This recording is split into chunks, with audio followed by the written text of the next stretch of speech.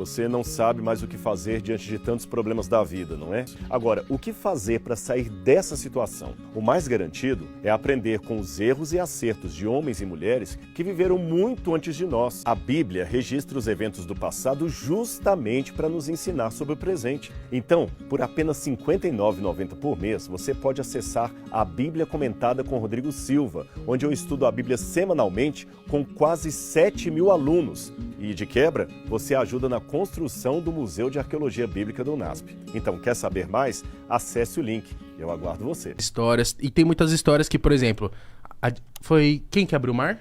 Moisés. Aí tá certo. E aí tem a história lá que Moisés chegou, e aí na Bíblia tá lá escrito que, tipo assim, subiu um paredão de água e aí eu fico assim na minha cabeça, falo assim, eu não creio que tenha sido assim. Que ele chegou lá, subiu o paredão de água, abriu o caminho perfeito, os peixes congelou e ele passou. Eu creio que talvez a maré estava baixa e eles passaram. E isso era um milagre pra época, e por que não? E aí eu queria que você me explicasse isso, por exemplo, Davi e Golias realmente existiu? Tinham gigantes? Ou são coisas que são contadas pra também prender a gente na história? Boa. Mais lúdica, Boa. né? Porque senão se conta, fala assim, talvez, né?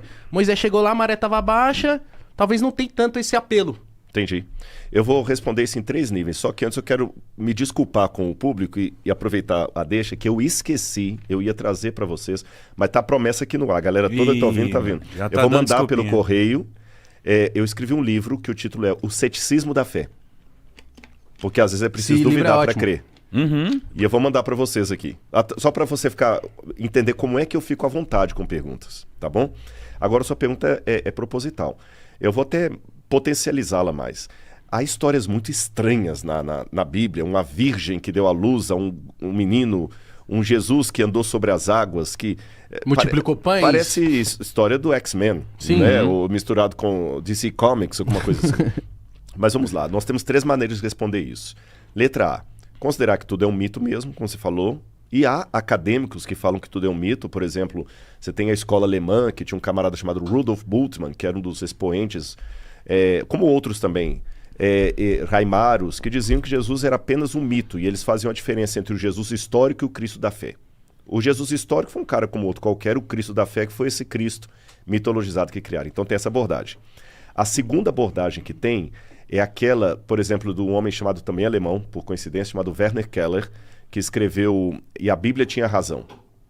Onde ele fala, não, os milagres aconteceram, mas foi isso. O Mar Vermelho tem uma época que a água fica mais baixa mesmo, eles passaram por ali e tal, e o camarada deu um enfeite, né? Como se eu contasse assim, na hora que eu tava vindo pra cá, um cara ia me assaltar, mas na hora, não aconteceu isso. Não, né? Claro. Na hora que iria me assaltar, passou uma moto correndo e ele correu. Foi isso que aconteceu. Aí um anjo de Deus veio, segurou o cara. Então tem essa segunda interpretação. E tem a terceira, que é a que vê uma historicidade no relato. Eu sou da terceira linha, que eu vejo uma historicidade no relato por várias questões. Letra A. Quando você compara analiticamente o texto da Bíblia com o texto da mitologia do passado, as técnicas não são as mesmas. Porque é um estilo literário diferente. Um palavreado que já não se usa hoje. Mesmo para a época. Sim. Porque na época tinha mito. Você tinha as fábulas de Esopo, você tinha a mitologia de Homero, a Hesíodo, que contava as mitologias gregas. E o jeito, também tem as mitologias mesopotâmicas. O modo como a Bíblia está escrito definitivamente não é uma característica de mito. Eu vou dar um exemplo para a galera entender. Lembra do Jô Soares? Lembro. Eu fui 3 vezes ao Jô Soares. Que legal, cara. 3 vezes na época. O Jô Soares não é um podcast. Não. Aí se no futuro alguém falar, não, o Jô Soares era um podcast. Alguém que conhece vai falar, não era porque era uma entrevista, o podcast também era. Mas o podcast tem essas e essas e essas características que o Jô Soares não tem. Jô Soares tinha pauta, podcast não tem pauta. Jô Soares era controlado o tempo, podcast não é, tinha edição. Então você sabe diferenciar um podcast de um talk show. Porque eu vivi essa época. Você viu essa época. Tá. Hoje, eu como arqueólogo, fazendo uma análise da literatura do passado, eu digo, literatura de mitologia tem características que a Bíblia não tem. Tá.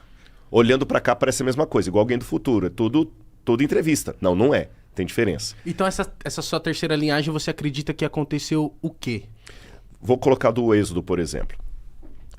Alguma coisa realmente fantástica aconteceu. Eu não acredito na ideia que a água baixinha, porque a Bíblia fala que o exército de Faraó foi afogado depois pelas águas. Sim. Então, se foi água baixinha, como é que essa água baixinha? Aí o milagre fica pior ainda, né? Então, o que acontece? Quando eu saio da Bíblia e vou para a cultura egípcia e eu encontro alguma coisa, encontro. Vou dar alguns exemplos para vocês. Muita gente pensa erroneamente que o faraó do Êxodo era Ramsés. Até o filme da Disney mostra isso, por causa de uma passagem da Bíblia meio anacrônica lá. O faraó do Êxodo tem tudo para ser Tutmoses III. E quando o faraó morria, eles desenhavam na tumba dele várias áreas do Amduat. O Amduat é o seguinte, quando vai para o paraíso, na visão egípcia, você passa por 12 estações na barca solar. Até chegar ao paraíso. Até chegar ao paraíso. Aí você passa por Osíris, primeiro por Anubis, depois pelo deus Tote, pela deusa Maat, até chegar em Osíris e volta. Como se fosse, entre aspas, uma tela de videogame mesmo? Uma tela de videogame, que você vai passando de fase. Isso. Bingo. Aliás, tem até o Stargate, era baseado nos portais. Então, quando você vai na 12ª oração da Amduat, apenas está isso no túmulo de Tutmoses III. Ele pede estranhamente que os deuses protejam a multidão de soldados que morreu afogada por seguir a sua carne e não teve condição de ser sepultada. O Nilo não dava inundação para matar afogado uma multidão inteira. No Egito, no delta do Nilo, não chove. Até hoje. E você tem, inclusive, os desenhos lá da água com os cadáveres todos lá. Sério? Aham. No desenho na parede. Ele está testemunhando que um exército morreu afogado. Outra coisa curiosa é quando a tumba de Tutmoses foi encontrada, Victor Loré, que era o arqueólogo que encontrou, viu que o túmulo estava intacto.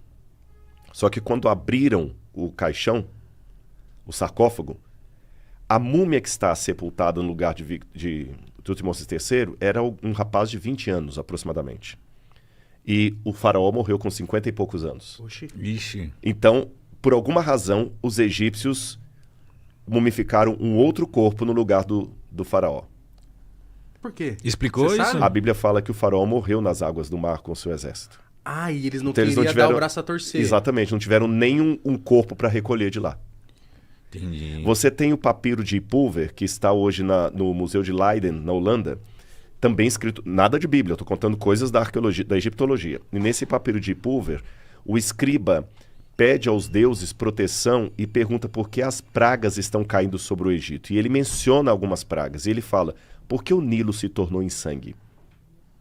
Por quê?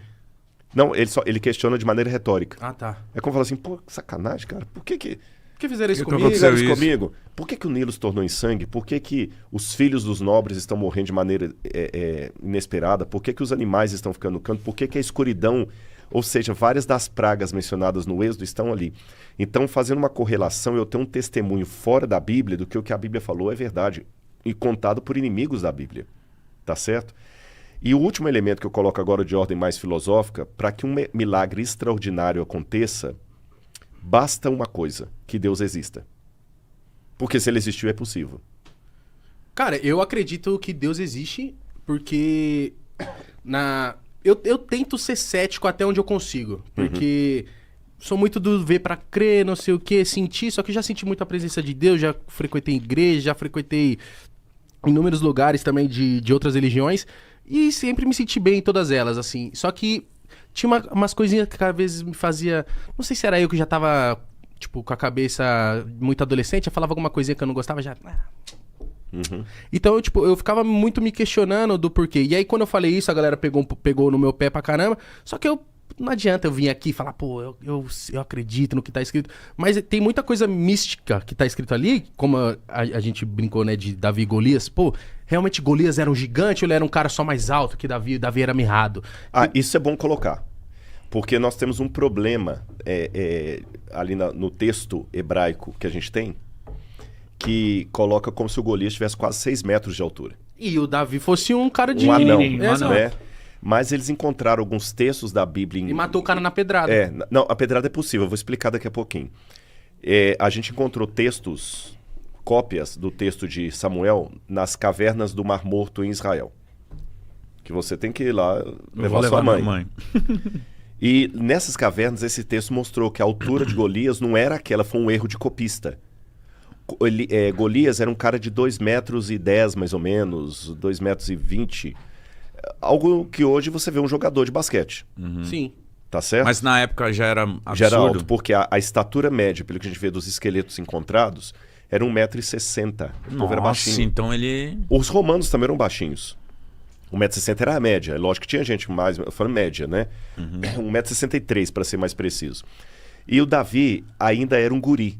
Davi deveria ter uns 12 anos de idade, 13 anos no máximo. Por que eu sei disso? Embaçado, hein? Porque Davi tinha os seus irmãos, e esses irmãos já estavam... E 4 dos mais velhos estavam na guerra. Então você tem... E você só podia ir para a guerra depois dos 20 anos. E 3 estavam na guerra. Os outros 4 não estavam na guerra, e Davi era o caçula. Então eu tenho 3 irmãos de Davi com mais de 20 anos, 4 com menos 20 anos, e o Davi tinha que ser a rapa do tacho.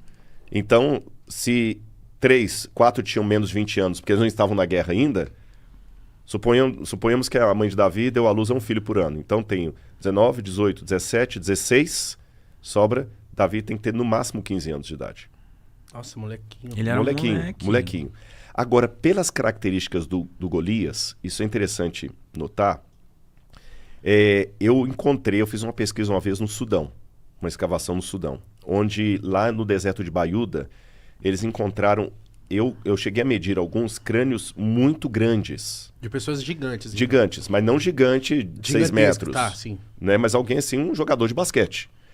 E tudo aparenta que aquela tribo de gigantes ali eram dos mesmos que Golias de Gat, que alguns migraram da região da Filístia, que seriam os filisteus, para a Núbia, que é o Sudão.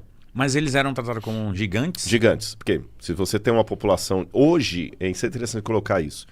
Hoje, devido à alimentação hiperproteica, os adolescentes estão muito mais altos do que os adolescentes dos anos 70. Os adolescentes tá forte. Eu olhei um moleque de 13 anos e tava fibrado outro dia. Quase todo pai fala, pô, meu moleque tá com um pé maior do que o meu.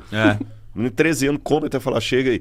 Porque come muita carne, muita alimentação proteica. Então, se você pegar um adolescente hoje de 13 anos, o menino já tá com 1,80 m quase. Verdade. Nos anos 70, isso era raro. A galera era mais franzina. Exatamente. Né? Então, o que é gigante depende da... Para um pigmeu, eu sou gigante. Sim.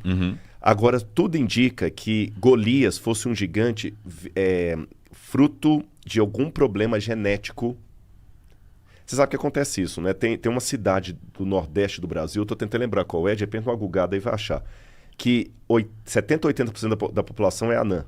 Caramba! Já vi uma matéria Já vi uma matéria disso, eles sofrem de nanismo. Então parece que 70% são anões. Você tem na África os pigmeus que estão tudo baixinho. E tem uma tribo lá da África do Sul, dos Zulus, que são todos altos. E existe um defeito genético que é potencializado por relações de mesmo sangue, primo com primo, irmão com irmão, que é o gigantismo. Nossa. O camarada, a glândula... eu esqueci qual é o nome da glândula agora, para não falar... Eu tô com um nome na mente que eu não vou falar para não falar bobagem. Essa glândula do crescimento, ela não tem um limite. Então a pessoa vai crescendo, mas ele é completamente desengonçado. Tá. Tanto é que alguns casos de gigantismo que temos, o cara tá sempre com uma muleta, ele não dá para jogar bola, por exemplo. Não tem ele habilidade, não dá para correr, né? não tem habilidade. Aí, então, possivelmente, Golias era fruto de gigantismo. Tá, entendi. De gigantismo. Então ele devia ser um cara gigante, assim, pra época, 2 metros desengonçado. Desengonçadão. Mas, olha qual que era a característica da época, que a gente vê a mesma coisa na história de Troia. Para evitar derramamento inútil de sangue, vamos fazer o seguinte, para não matar minha galera e não matar a sua também, eu pego um herói meu para lutar com um herói seu. E o que perder, ganha a batalha. Aliás, o que perder, perde a batalha. Em Troia aconteceu isso. Na história lá que Homero conta de Troia, que os gregos e espartas estavam lutando, aí os gregos colocaram para lutar do lado deles o Aquiles. Né, o Aquiles, contra o outro lá, que o cara era fortão. Então, os filisteus colocavam o Golias, não porque ele fosse forte, mas porque ele dava medo. Assustava, né? Imagina numa estatura mediana de 1,63 m. E por que mandaram o Davi? Não mandaram. O Davi se ofereceu. Que isso?